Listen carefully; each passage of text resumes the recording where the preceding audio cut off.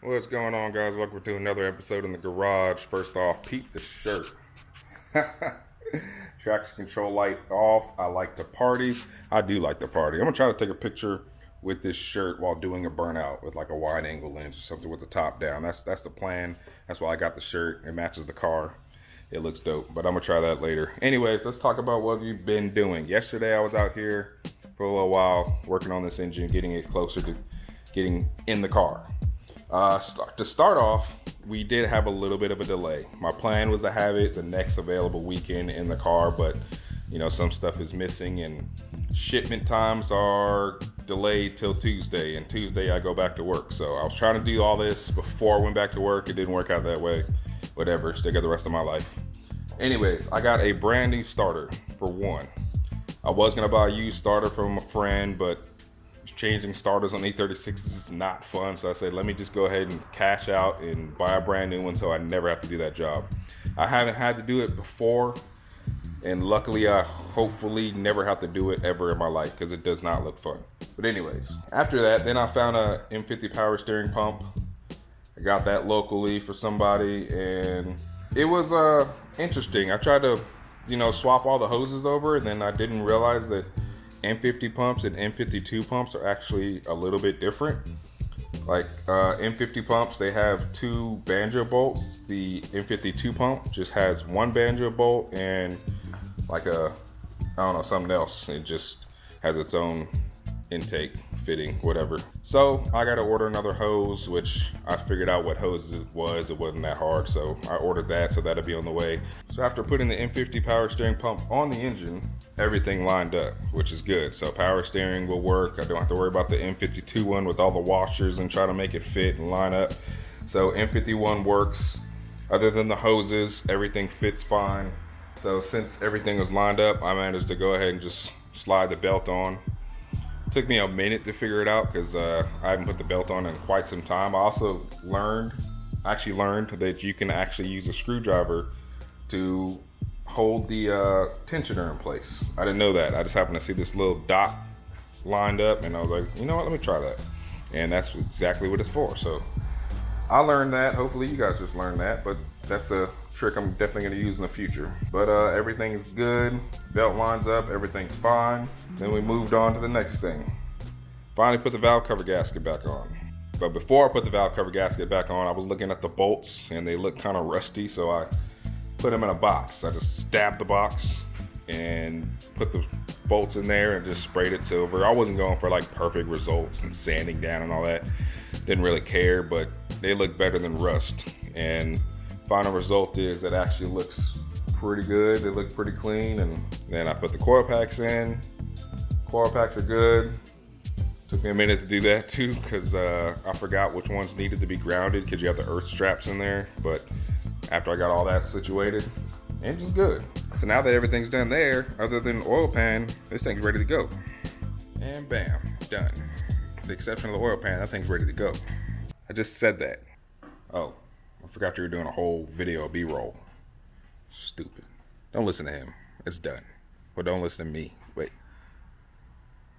It's done. And then I just have to get another. Wait, are you gonna forget the nut for your water pump? If that's on already? I'm not taking it off right now. It looks pretty. Don't forget. Well, don't forget to remind me. Shall we film everything? I remembered. And that leaves us to where we are now. I'm actually doing measurements to see how long of a drain plug I need for the turbo. So I took a bungee, put it at the drain line, and it kind of matches up like kind of perfect. I've seen a lot of people drill right here. They shave that down, that little knob right there, and then shave it. I mean, of course, if it was a bottom mount, you could put it, straight there, but it's a top mount because top mounts look cooler, not as functional, but they look cooler, and it's a show car, so this is gonna be top mount. Sorry, but anyways, the CX kit didn't really give me the best stuff. This is the drain plug they gave me. I know everybody uses like AN lines, which I'm learning about. I don't know much about AN lines. I'd never turboed a car before, by the way, if you're watching this. So we're learning together. But this is the drain plug they gave me. It looks like you just drill a hole in your oil pan, put that in there, and then it comes with another nut for the other side, and it nut and bolts between the oil pan with little rubber washers, and then you put a rubber hose on it, which isn't very reliable. So that's why everybody goes to AN lines, and that's where we're at now. So I'm talking to Hunter now, seeing if he has the stuff I need. If not, I'll have to order stuff. All right, I just talked to the plug, talked to Hunter, the aluminum welding goat. You might remember him from the channel. I drove his G37, the twin turbo one. He built in his garage, and he does all the aluminum welding. He's really good. So a lot of people go to him. I'm going to him too. I knew I would. So we're gonna go ahead and get this oil pan welded up, get this back on the car, and wait for some other parts.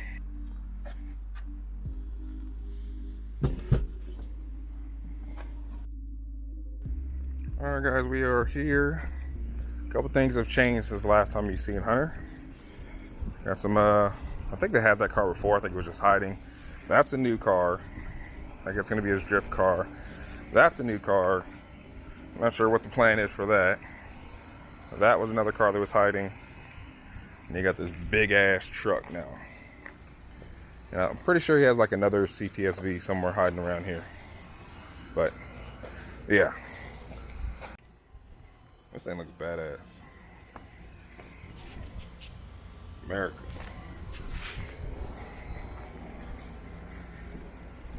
Of course, it's a manual.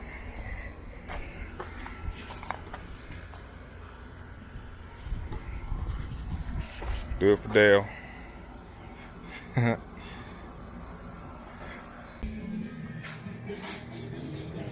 Goddamn. Yeah, I did my best with pressure washer, and yeah. So I cleaned my oil pan best as I could. He says it needs to be cleaner when it's welding. So he's got his little secret concoction over there. And gonna get Top that thing. secret. Top secret. Get that Tell thing. nobody, especially not the internet. You're gonna get that thing super clean. It's 50% Formula 88 or any cheap degreaser, and 50% kerosene. It is fucking mean as hell, but it'll it'll make anything look new. You let it sit for a moment. Man, need to get that in a spray bottle. Dude. Too bad it would probably melt most spray bottles. Harmful brake clean. I was like, damn. You see, that's the spot that I cleaned with it. That's what it used to look like. Yeah. And that's after brake clean too. I didn't expect it to work that good. And then that didn't take anything off, but that's just all the road grime and everything already came off. Yeah. Just wash it out.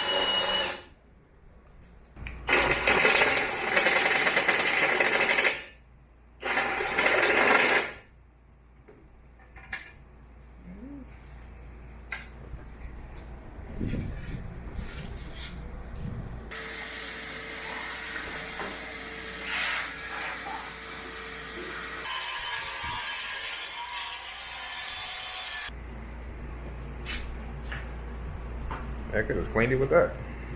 Because it pushes stuff into the, see that? It pushes all that stuff into the surface of the aluminum, so I'm going to have to burn it back out when I'm done. I was just using that to get rid of the what little road grime is left and Gotcha. break the top layer of oxides. So much science in this. TIG welding cast aluminum ain't no joke, man. takes a special touch. Scotch brite wheel. And just to further try to get rid of those surface contaminants.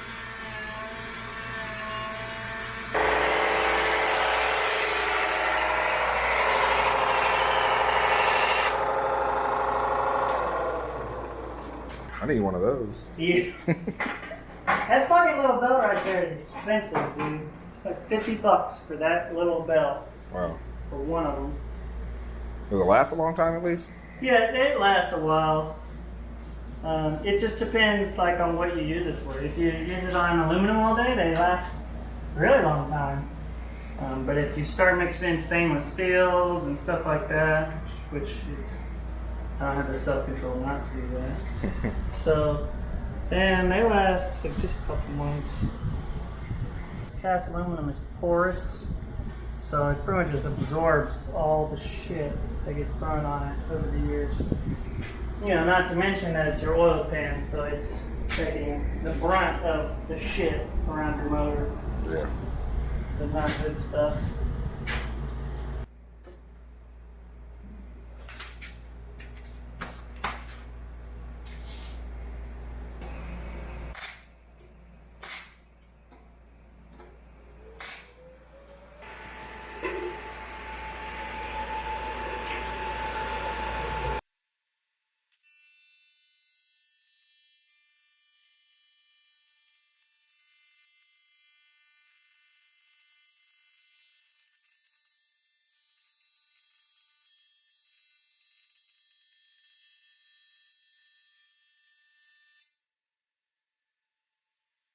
Looks damn good. It's okay. I'm my best with it. But, good enough.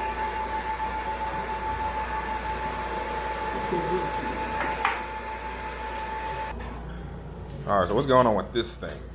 Oh, this is a guy that lives in Middle Georgia, and he had a 6-second, exact same body, year, everything Chevelle, 6-second car.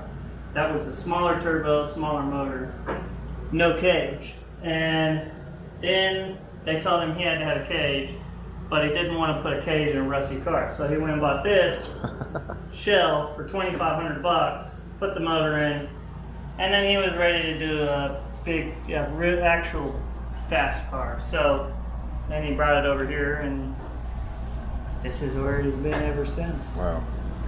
So I'm assuming you're doing all this. Yeah. Oh yeah, this is the up pipe that holds the turbo in place. So it goes like that right there. Mm-hmm. And these tacks are just for me test fitting it. And then we're doing the teardrop dump out of this, and then also the wastegate is getting a teardrop, and they're going to be nestled together right here. And then this, we're going to be wrapping around to match all this in stainless as well, and then that'll go up here. This is the intercooler.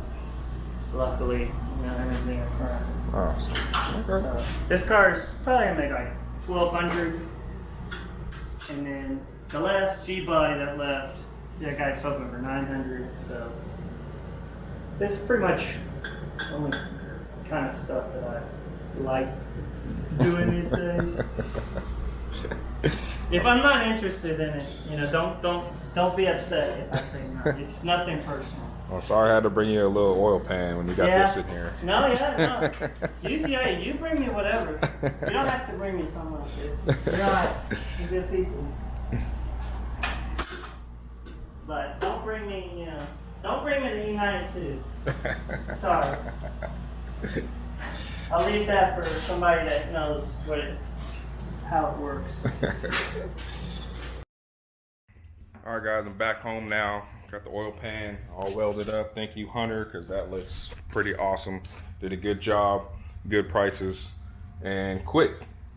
I mean, he knocked that out in, I don't know, maybe an hour from including cleaning it and everything. So he did that good, and that's definitely what I need to keep going. So, and he also gave me AN lines. I'm gonna return what I don't use because the stuff is expensive. But Yeah, he already did one fitting for me, and I'll do the other fitting when I get it all measured up and figure out where I need to go. But this is where we at right now. All right, guys. Well, this is a -10 AN line with a -10 fitting. If you don't know what -10 means, don't feel bad, because I don't know what it means either. But apparently it's this. I guess 10 and 6 and all that is the width of it. But that's where we're at, -10. So that should drain a lot of oil. Now the only other problem is I got to get a -10 AN drain plug for the turbo. This is for like regular hose, just like the other inlet or fitting they tried to give you with the CX kit, but going -10 to be safe and more reliable and can withstand a lot more heat and pressure. So that's going to be a whole lot better than using rubber hose. So I got to get a fitting for that. I'll just order it somewhere and we'll be good to go there. But let me mount this back up and figure out how much of this I need. Also, if you're wondering why the power steering fitting is over here, it's because you got to take power steering thing off to remove your oil pan, because it sits like right in that pocket and you can't move it and put it back on. So that's why I pulled that off. All right, now that everything's sealed, I went ahead and put this whole ass engine upside down so it'd be easier to do the oil pan gasket and the pan. Got my bolts cleaned off. Let's go. Shout out to Clay. Watch my channel. He gave me these gloves a long time ago because I always forget to wear gloves. I'm wearing them now.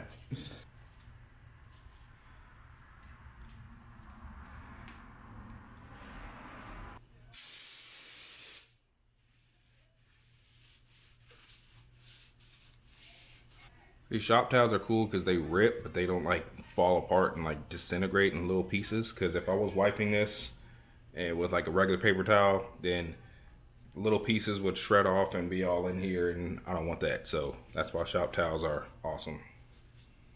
They are ripped, but it's still one piece, if that makes sense. And I just ran out of shop towels. Damn it. Alright, gasket area is clean. Now you don't need to RTV this whole goddamn thing. You just need a little bit on these cracks right here. That's for the front timing cover. And there's another one on the rear main seal. I will be changing my rear main seal later, but I do have to screw it in just to get there. But I can't do that till I take it off the thing. So put a little bit of Migos here. Put a little Migos here. Some more Migos in the back. And then more Migos in that corner.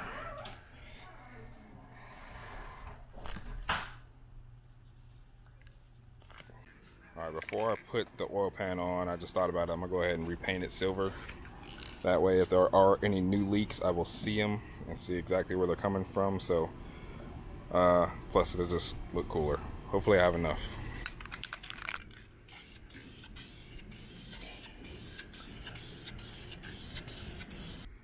Alright, I sprayed that in one super heavy coat. I definitely have some runs in it and there's some grime stuck in there, but I don't care. That's fine. It's not why I did it. I just want to complete the look. It's at the bottom of the damn engine bay. You ain't gonna see it. And it's oil pan time.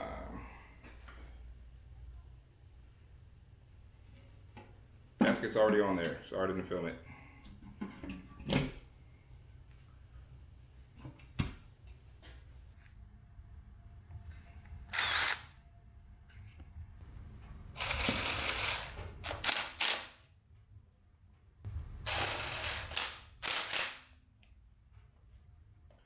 Alright, oil pan is on and secured. Got all the bolts in and rechecked them with my little quarter, because you can't put all your money into a gun because they're not always consistent. Some of these were definitely looser than others, so that's why you always check it, hand check it. Trust yourself, trust no gun. Well, no, trust the gun, but don't trust that. I gotta flip this bit back over. This thing heavy as hell now. God damn.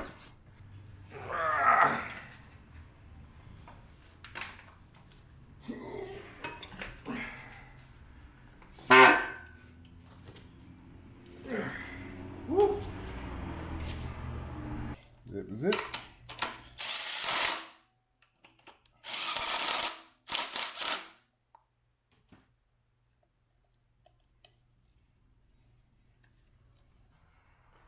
Damn. That oil pan looks good. That's what I'm talking about. Look at this engine, man. Do y'all remember what this looked like when I came in here? My God. There we go, guys. Engine is on the stand. I am so tired. Exhausted. Going to sleep. Let's just call this a before and after. It's looking ugly. It's looking rough. Got some things I need to get rid of. But, it's a start. I've definitely been busy. Alright, let's work this AN fitting now. Alright, now it's time to measure from here all the way up to the turbo drain. Of course, I don't have a AN turbo drain, but at least get measurements right, and then cut the end off and put the other thing on there, and we'll be done. Now guys, I am new to turbo. It's not gonna stay in here right now. Do I need any type of Teflon tape or anything, or is this like good? Because I really don't know. And anyways, now we're gonna look this up. Yeah, I don't need that much, because before I said I was gonna tap it here, but we're not. We decided to tap it here because it's less stuff in the way. It's kind of in the corner. It's good. If you're running a bottom mount turbo, sorry, my head's all in the damn screen. If you're running the bottom mount turbo usually sits about here. So then you would just run straight from here down to right here in the middle. And so we decided not to do that, because if you do that, you have to move the baffle. There's a baffle in the oil pan, and you gotta move it. And I don't want to move it, so we put it here. It's better for me, at least, because I'm top mount. Whole different world. All right, so I think that is about where I would go from here up, and it would go right into there. So about here. I don't mind a little bit of slack, plus I really don't want it laying on here, so I'll probably give it a little bit more slack. So I think I'm gonna try to put it in a bracket over this way, so it's not. Yeah. Okay. Good. And so I think that's good. That's enough slack, so it's not sitting right on the manifold and burning up. Top mount definitely has problems, but top mount looks cooler, so it's harder to flex. Right now that I know where I want to go, I'm going to tape up right where I want to cut. And I'm supposed to use masking tape. I don't know where mine is, so hopefully this will be good. Wrap it nice and tight, because there are fibers and metal and stuff in here, so when you cut it, you want to make sure it's stays nice and solid. I know I'm sounding like a pro, but Hunter just told me this like an hour ago, so I still remember.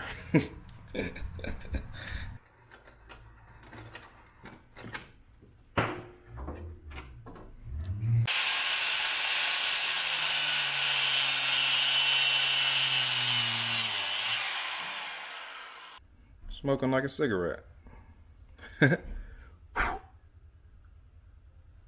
Alright, I just found some gold. I don't know if you ever seen my blue bucket full of random shit. Well, in my blue bucket, I found this. And this was, I found it a couple weeks ago, and I kind of put it to the side just in case it was ever useful. And today it's useful because it fits right over this line. So now I have a bracket for this. It's perfect fitment. Alright, so like I said, this goes up here. It's going to sit across, and normally if it was just hanging normally, it would just sit right there on my manifold and probably burn up. But now that I got this random bracket I found, I can actually bolt it right here because I don't have AC, and that gives me enough slack and force that it does not touch the manifold. That is perfect. Wow. Couldn't ask for a better bracket. I don't know what that's for, but I'm glad I found it. All right, well, time to put this thing on. First thing you do, take it apart. If you're not new to AN fittings, then you don't have to watch this. But if you're already here, you might as well just watch me fuck up. So anyways, we're gonna twist this thing on there. It's gonna be really hard to get over the threads. without fucking them up. And you're gonna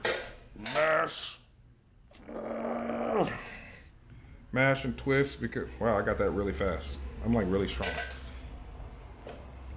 And you're gonna move that right to the threads. Don't focus on me, focus on that. Come on, camera. Right here, camera. Oh, sorry, I can't. Well, basically push this thing on pretty much as far as it'll go. And then you're gonna put some grease in here, put this in a vise, and you're gonna torque it with some, you know, some vice grips or something, because it's not gonna go on easy. Especially when you need to go all the way in, because you do not want it to leak.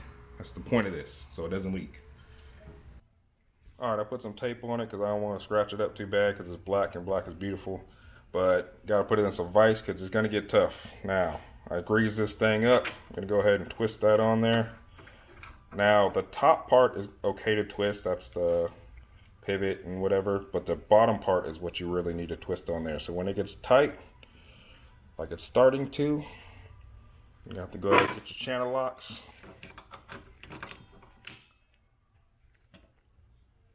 Bam. And twist it all the way on there. It's going to get tight, and you're going to put some type of torque in there.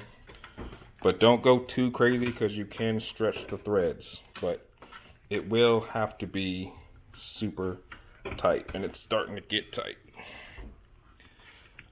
Oh, yeah. Oh, yeah. That's tight. All right, I think that's good. Don't want to do too much. It doesn't have to touch. That's good. We are done. All right, put the bottom back on there. Top is done now. Like I said, I don't have a AN drain line. I will have to get one later, but I'm gonna go ahead and put the bracket on just to see what it looks like. Put the bracket, where to go? This way. Bracket right here. And just a quick mock-up. I'm just gonna twist it in hand tight. Job complete. Well, almost, until I get that thing, but that's, you know, 5-minute job. But there you go, job complete. Turbo lines, turbo drain line is in. Everything is done with this engine now. I think we are good to go. Alright guys, well that is it. The engine is ready to go. Like I said, I'm still missing some parts. In a package coming this week will be some flywheel bolts. Then I could put the transmission on the engine and map the engine and transmission together. So that's going to be it for this video. Thanks for watching. Say bye-bye, Olivia. Say bye-bye. I don't think she could talk yet. When do you start talking? Answer me. Nope, she can't talk yet. All right, well, thanks for watching. See y'all in the next one. Deuces.